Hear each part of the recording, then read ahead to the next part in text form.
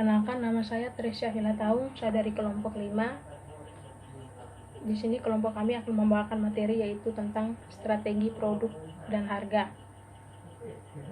Dan saya dipersilakan untuk membawakan materi yang pertama yaitu tentang pengertian produk. Jadi produk merupakan barang fisik dan jasa yang dapat memuaskan kebutuhan konsumen. Selanjutnya, klasifikasi barang dan jasa, yaitu terdiri atas 3. Yang pertama, produk konsumen. Yang kedua, produk belanjaan atau shopping. Yang ketiga, produk spesial. Jadi produk konsumen merupakan produk yang peminatnya hanya rumah tangga saja. Yang kedua, produk belanjaan atau shopping merupakan produk konsumen yang kurang peminatnya, di mana pelanggan membandingkan kenyamanan, mutu, harga, dan daya. Yang ketiga, produk spesial merupakan produk konsumen dengan ciri unik atau identitas merek untuk sekelompok pembeli tertentu bersedia melakukan upaya khusus termaksud merek dan tipe. Selanjutnya, lini produk, yaitu serangkaian produk dan jasa yang berhubungan yang ditawarkan oleh sebuah perusahaan. Contohnya, The Coca-Cola Company membuat produk coke. Selanjutnya, bauran produk. Bauran produk yaitu berbagai campuran produk yang ditawarkan sebuah perusahaan. Contohnya, sebuah butik menjual pakaian wanita dan dilengkapi dengan perhiasan, tas, dan sepatu wanita. Terima kasih. Baik, terima kasih. Saya akan menjelaskan bagian kedua, mengidentifikasi target pasar. Target pasar, kelompok individu atau organisasi yang memiliki karakteristik yang sama mungkin akan membeli produk tertentu. Target pasar dapat diklasifikasikan sebagai berikut. 1. Pasar konsumen. Pasar konsumen adalah semua individu dan rumah tangga yang membeli atau mendapatkan barang dan jasa untuk konsumsi pribadi. Pasar konsumen ini merupakan target calon konsumen yang akan kamu targetkan dalam memasarkan produk yang akan dijual. 2. Pasar industri. Pasar industri dapat disebut juga pasar produsen atau pasar bisnis. Adalah pasar yang terdiri dari perorangan atau organisasi yang memerlukan barang dan jasa dalam bentuk lain untuk selanjutnya dijual, disewakan, atau diserahkan kepada pihak lain. Pasar industri utama meliputi perikanan, pertanian, pertambangan, kehutanan, manufaktur, konstruksi, transportasi, komunikasi, utilitas umum, perbaikan keuangan, dan asuransi serta jasa.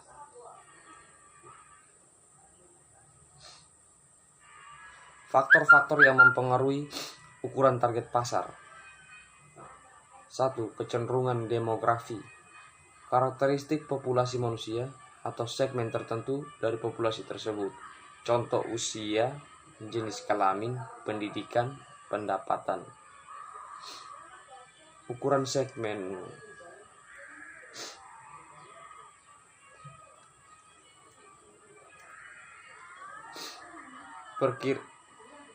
Perkiraan segmen yang ingin dituju menjadi faktor penting dalam menentukan apakah segmen tersebut menjanjikan atau tidak untuk ditindaklanjuti. Tentu, perusahaan besar akan memilih segmen jumlah penjualan besar dan cenderung membatasi atau menolak segmen kecil. Begitu pula sebaliknya, perusahaan kecil akan menghindari segmen besar karena pastinya membutuhkan sumber lebih banyak. 2. Pertumbuhan segmen.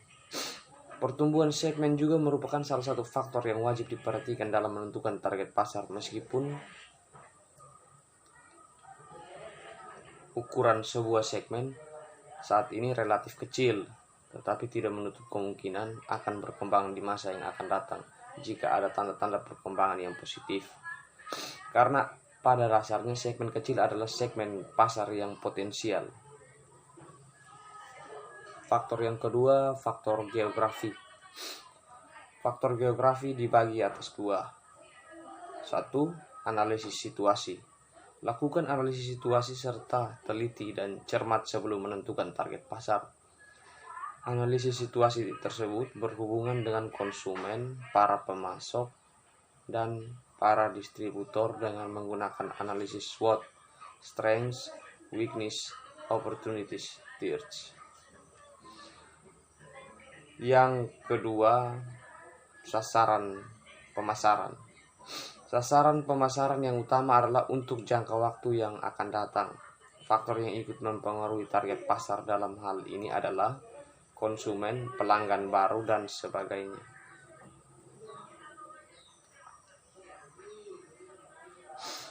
Yang ketiga, faktor ekonomis. Faktor ekonomis di dalamnya ada satu, sumber daya perusahaan. Sumber daya memiliki perusahaan. Yang dimiliki perusahaan sangat pentinglah untuk melaksanakan target pasar. Cara perusahaan untuk mendapatkan sumber daya ini dapat dicapai dari dalam perusahaan sendiri atau dengan bekerja sama dengan pihak lain di luar perusahaan. Yang kedua, mengembangkan sumber daya. Untuk mengembangkan sumber daya dapat dilakukan dengan usaha dari dalam perusahaan itu sendiri atau dengan bekerja sama dengan pihak luar. Dalam bekerja sama dengan pihak luar, terdapat keuntungan tersendiri, di mana segala risiko yang dihadapi dapat ditanggung bersama. Bentuk kerjasama yang dapat dilakukan melalui production, sharing, and joint venture. Faktor yang keempat, perubahan nilai-nilai sosial.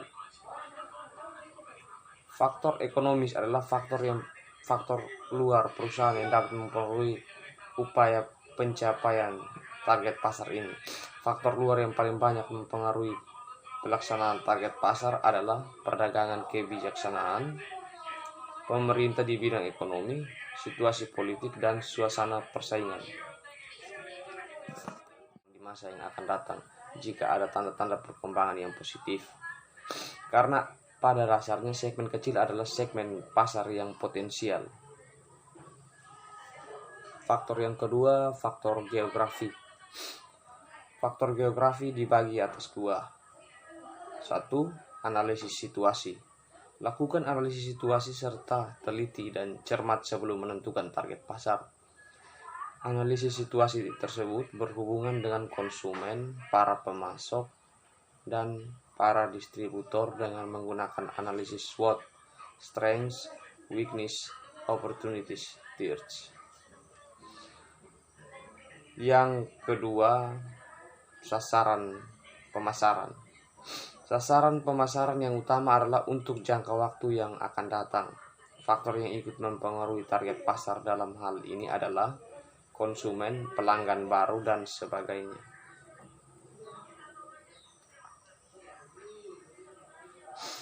Yang ketiga, faktor ekonomis. Faktor ekonomis di dalamnya ada satu, sumber daya perusahaan. Sumber daya memiliki perusahaan. Yang dimiliki perusahaan sangat pentinglah untuk melaksanakan target pasar. Cara perusahaan untuk mendapatkan sumber daya ini dapat dicapai dari dalam perusahaan sendiri atau dengan bekerja sama dengan pihak lain di luar perusahaan. Yang kedua, mengembangkan sumber daya. Untuk mengembangkan sumber daya dapat dilakukan dengan usaha dari dalam perusahaan itu sendiri atau dengan bekerja sama dengan pihak luar. Dalam bekerja sama dengan pihak luar, terdapat keuntungan tersendiri, di mana segala risiko yang dihadapi dapat ditanggung bersama.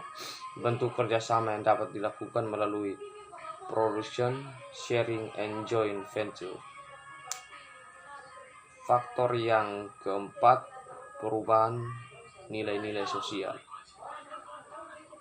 Faktor ekonomis adalah faktor luar perusahaan yang dapat mempengaruhi upaya pencapaian target pasar ini. Faktor luar yang paling banyak mempengaruhi pelaksanaan target pasar adalah perdagangan kebijaksanaan, pemerintah di bidang ekonomi, situasi politik, dan suasana persaingan. Baik, salam.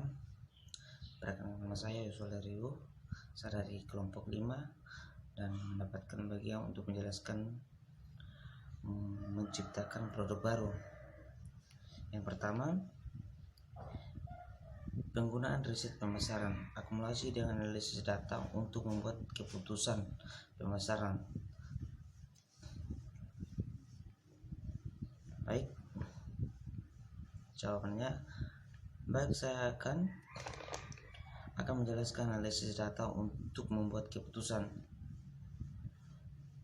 Salah satu untuk membangun produk yang mengambilkan pengelolaan serta analisis data yang sangat penting. Salah satunya fatal yang terjadi pada proses tersebut adalah membuat performa produk menjadi kurang baik, dan sebuah produk yang dibangun melalui analisis data yang tepat atau data yang diolah dan digunakan dengan sangat baik dan serius untuk kebutuhan mereka yang akan datang. Dengan demikian keputusan yang akan diambil. Nomor 2, bagian B, langkah-langkah penting untuk membuat keputusan pemasaran. Yang pertama, mengembangkan ide produk. Ide produk adalah misalnya mengambilkan produk baru untuk sebuah pabrik mobil. Ada beberapa pabrik yang memiliki ide untuk membuat mobil atau pabrik sebagai daya untuk menggerakkan, atau utamanya dengan mencoba melihat tingkat keterkaitan pasaran atau produk tersebut, mengolah, yang kemudian dengan membangunnya menjadi beberapa jenis pabrik. Baik, saya masuk di B dengan menilai kelayakan ide produk. Kelayakan ide produk adalah bermanfaat untuk membantu pelaku bisnis atau menghindari risiko kerugian. C, merancang dan menguji produk. Merancang dan menguji produk, dia melakukan uji coba strategi yang digunakan. Kita akan melihat lebih jelas penempatan produk seperti apa yang perlu ditekankan di hadapan pasar yang menjadi target kita.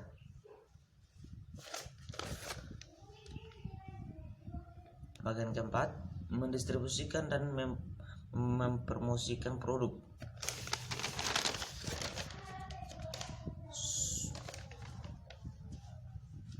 Supaya untuk menginformasikan produk atau barang yang kita pasarkan secara efektif atau pada calon konsumen untuk membelinya atau mengkonsumsinya.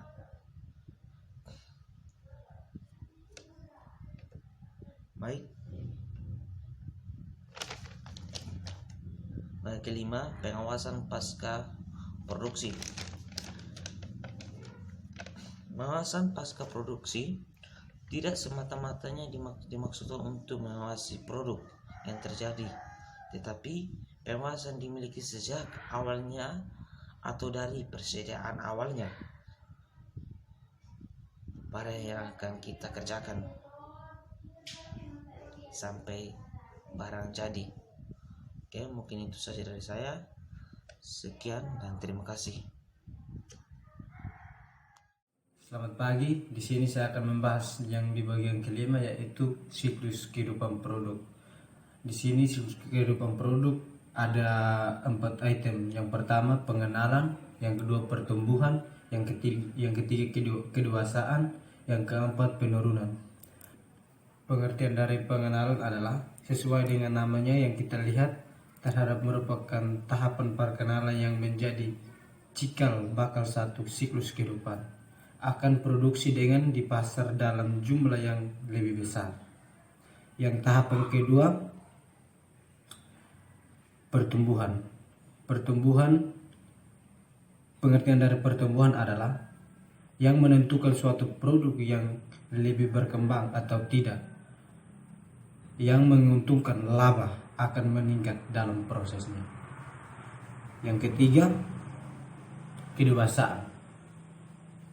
Kedewasaan ini berbicara tentang omset atau melalui omset atau penjualan. Bagian yang ketiga adalah kedewasaan. Pengertian kedewasaan adalah omset penjualan yang mulai melambat, bersaing dengan ketat dan berjuang dalam merebut pangsa pasar dengan pesaing-pesaingnya. Yang keempat, penurunan. Penurunan di sini kita berbicara tentang penjualan dan keuntungan akan semakin menurun dan jika tidak melakukan strategi yang tepat. Baik, terima kasih dan sekian.